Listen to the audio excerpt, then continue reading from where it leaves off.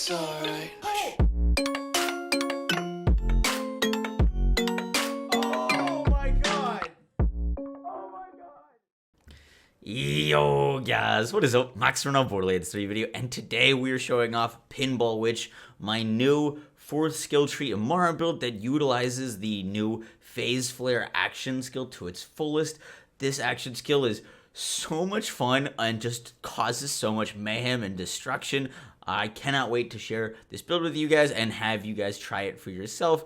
Real quick before we get the video, if you guys do enjoy it, we're trying to get to 150k subscribers. I really do appreciate the help and the support. And with that, guys, let's get right into it. So showing on the screen right now is the skill tree for Pinball Witch, and we're just gonna dive right into it with the 4th skill tree, and we'll go over the gear and everything else you guys need to know. Now, to start us off, we are using Phaseflare, and we are going to be using the default Phaseflare action skill. The reason we're using this is because the orb gains increased damage based on the melee damage that you do to it when you punch it. So we activate the orb, and your Psycho Stabber is going to be your melee punching weapon.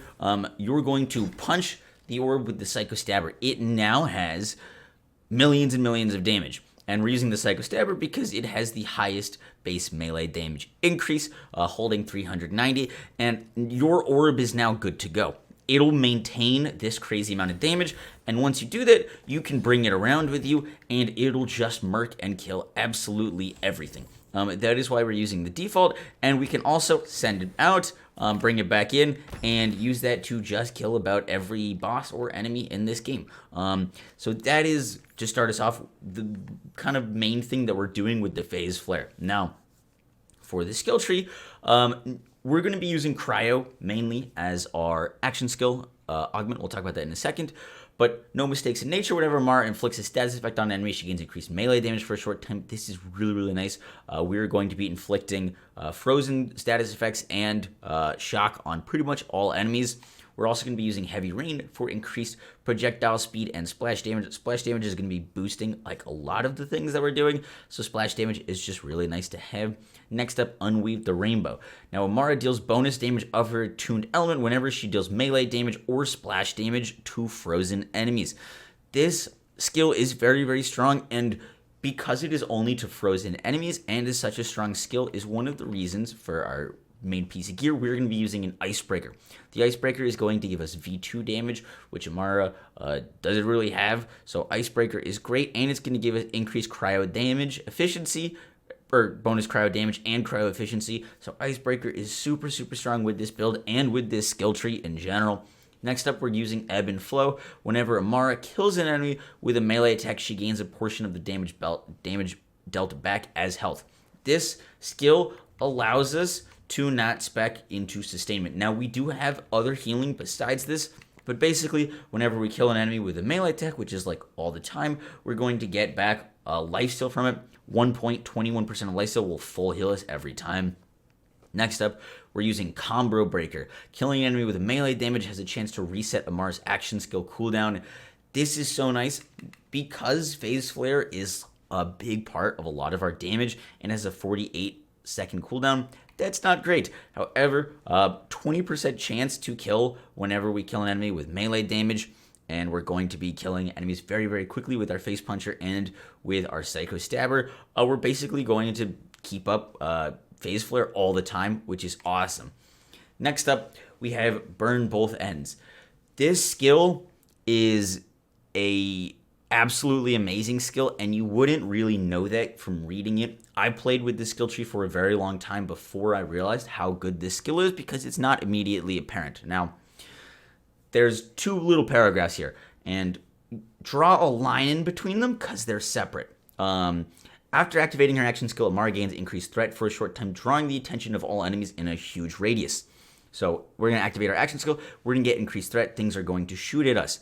However, the second part of this reads, whenever Amara is dealt damage by an enemy, she gains increased damage for a short time. This effect stacks.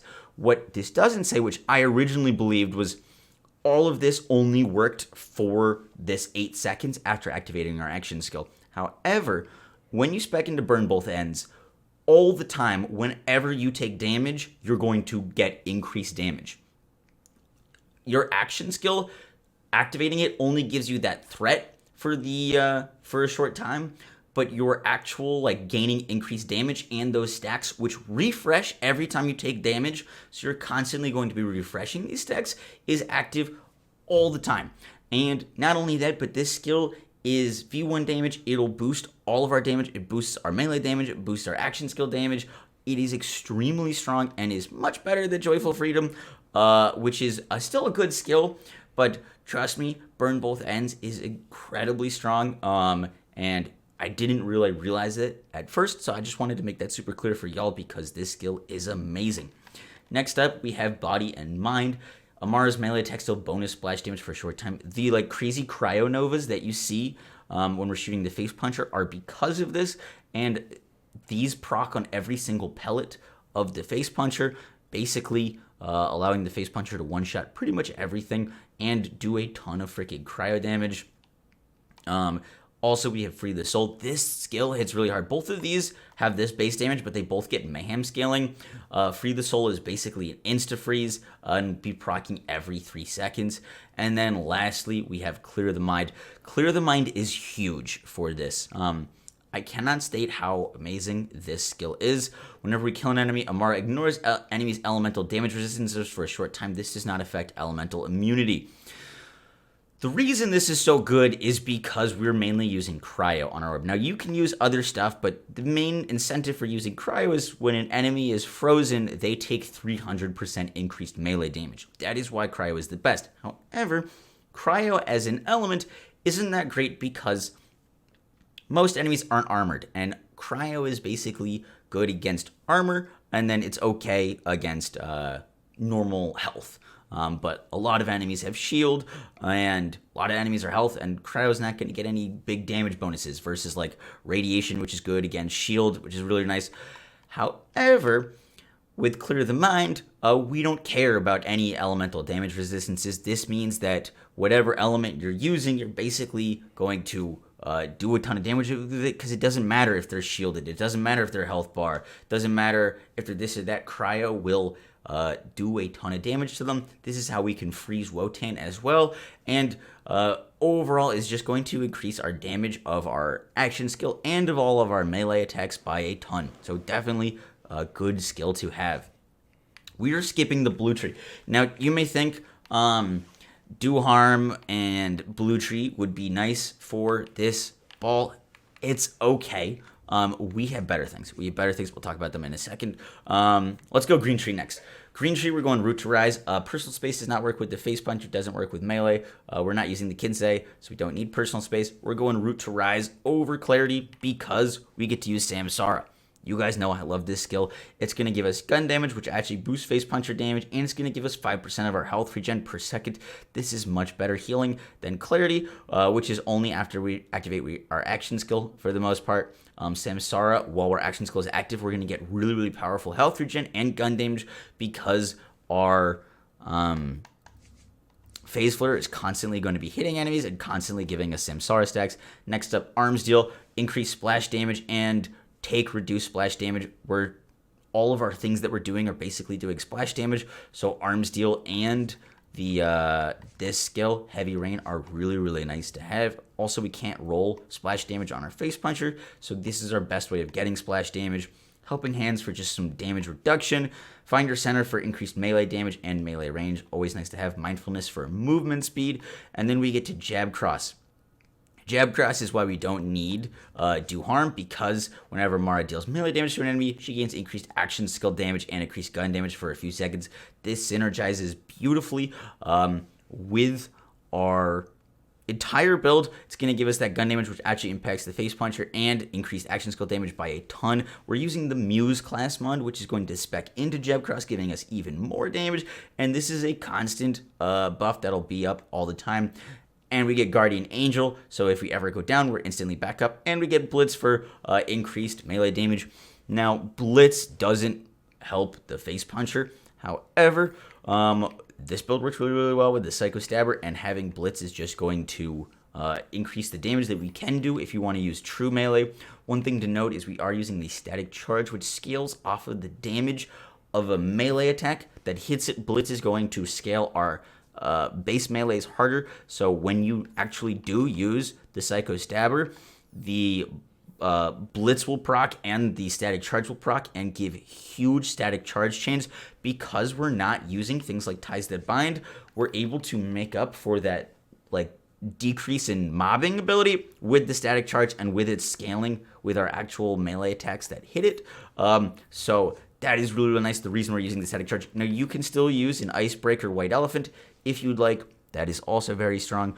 But for the most part, I've been enjoying the Icebreaker Static Charge the most. We have tons of damage already. The Static Charge will just give us increased mobbing potential. So that is really, really awesome. And last, we have Red Tree. Now, I am heartbroken to say this. Hopefully this gets fixed. I have made Gearbox aware of this. But currently, Infusion does not work with the action skill Cryo. So, for example, if I'm using this like Chaos, it doesn't do any cryo damage, even with Infusion. Infusion just does not work with it. However, I'm hoping that gets fixed, and for the time being, I'm just going to keep my points there. If you only are going to be using Cryo, you could take them out. You could put them into Anima. Anima's not too great for this. It is solid, but I just wanted to make you guys aware of that. I'd probably put those points into Anima, honestly, but Infusion is where they should go if that was working properly. Absolutely. In fact, if Infusion was working properly, I'd probably put 5 points into it for more cryo damage on our Face Puncher. But yeah, been using Steady Hands, and you could put those points into Anima. Lastly, Illuminated Fist and Tempest. Tempest is going to boost all of the damage that we're doing, and Illuminated Fist is a huge melee damage increase. It is part of the reason why we're using Muse, which leads us to our gear. The Muse orb isn't the greatest thing in the world anymore. It's double dipping nerf. Heard it. It'll hit for anywhere from like 7 to 20 mil on this build. It's kind of negligible damage when you compare it to the amount of damage that our other things we're doing. The main reason we're using the Muse is because it specs into Laid Bare, Jab Cross, and it specs into Illuminated Fist. These are 3 of the best possible skills that we could be using for this build. And for example, Illuminated Fist is going to give us 225% melee damage bonus when we have 2 points in it. This isn't even a god roll. If you could get 3 points into it, I haven't gotten a 3-point Muse yet. But for example, comparing this to the Kinsei, this is only going to give us 104 melee damage. This is going to give us 28 melee damage.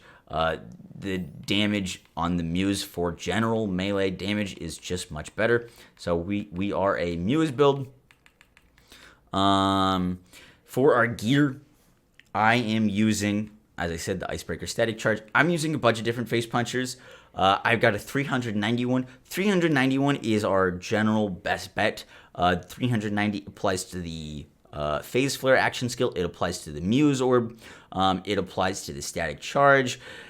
It is really, really strong, and I definitely recommend 390. However, consecutive hits is also really good with the Static Charge. Our Face Puncher basically turns into a Brainstorm, and those consecutive hits will stack really, really quickly, giving you very consistent damage because 390 a lot of the times is unactive, and then you're just using it without anoint, so consecutive hits is really nice.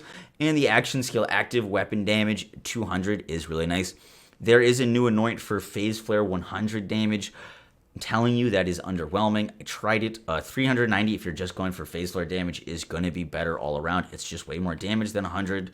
That's times 4. So, cool. You can use it if you get a Face Puncher with it, but I'd recommend sticking with these 3 anoints. And then lastly, our Psycho Stabber. Psycho Stabber is what we're going to be using to charge up our ball. As you can see, that's hitting for like 303k, right? As soon as I punch that out and then I bring it around. By the way, this orb does get stuck on things. It happens a decent amount of time. Right here, it's probably not going to make it to this enemy. Oh, here it comes. 280 million. So that's how you know that it's working. That was weird. But yeah, just make sure you punch it with the Psycho Stabber first to give it the most damage, and then you should be good to go with this. I'm using an on grenade throw, weapon grenade, and action skill damage fish slap, and a level 1 brawler's ward with action skill and melee damage. The anoints on your gear don't matter that much, which is a super weird thing to say. Because our duration of this thing for the most part is 30 seconds, action skill end anoints are really good, but they're not as impactful. The on grenade throw you can proc anytime. It's going to give us weapon damage, grenade damage, and action skill damage, which is really, really nice. The melee damage on the Brawler's Ward, also really nice. You can use action skill end anoints if you would like. I didn't find them necessary. The reason I'm using a level 1 shield is because it's always going to be depleted, and I will always have that plus 25% weapon damage, plus 300% melee damage, and max health. You do not need a level 1 shield Brawler's Ward. If you don't have a level 1 Brawler's Ward, you can use a Stinger as well. Getting a level 1 weapon, really easy. Just don't pick up the Brawler's Ward. If it drops, join a friend's game, go to their Lost Loot as a level 1 character, open up the Lost Loot machine, and it'll drop as level 1. Guys, that is it for the video. Kind of a longer one. I hope you guys enjoyed it, though. There are so many awesome things that you can do with Phaseflare, and this melee build just destroys everything. Hope you guys enjoyed. I hope you learned something new. If you did, be sure to drop a like, comment, and subscribe, and I'll catch you guys in the next one. Peace.